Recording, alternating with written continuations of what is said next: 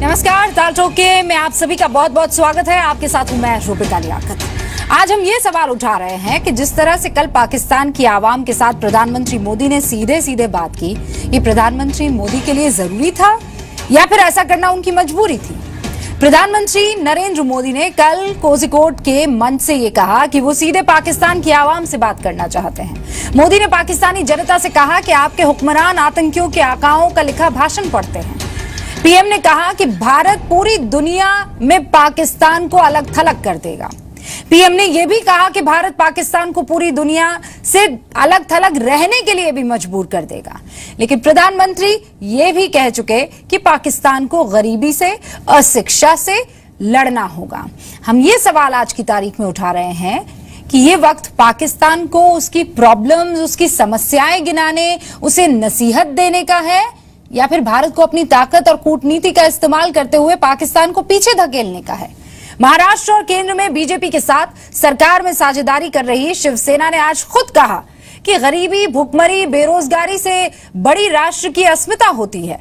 देश कुछ भी बर्दाश्त कर लेता है लेकिन पाकिस्तान का हमला नहीं बर्दाश्त करेगा। आज कांग्रेस ने भी मोदी सरकार पर आरोप लगाया कि इस सरकार ने शासन में आने के बाद अपने 2 साल बर्बाद कर दिए और पाकिस्तान को अलग थलग करने की कांग्रेस की नीति को अपनाने में देर कर दी। अब हम ये सवाल उठा रहे हैं कि क्या पीएम मोदी के इस भाषण से पाकिस्तान पर कोई असर पड़ेगा? और सवाल यह भी कि उरी की शहादत में 7 दिन के बाद देश में जो असंतोष है, देश में जो गुस्सा है, देश के जो सवाल है, उनका जवाब मिल गया।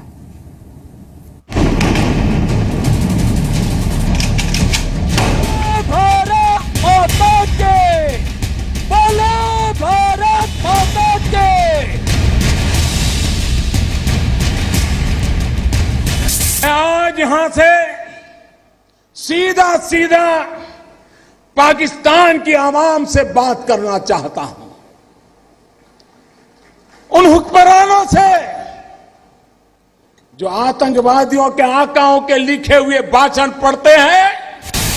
जो नीति मनमोहन सिंह सरकार की थी, इंदिरा जी की थी, राजीव जी की थी, पाकिस्तान को अलग थलग करने की, अब आपको सूझी है। वो साड़ी भिजवाई, आम भिजवाए, बिना बुलाए पहुंच गए, नवाज शरीफ की मां के चरणों में अपना सीर झुकाकर पैर छू लिए उनके। ये तो सब आपने किया है ना।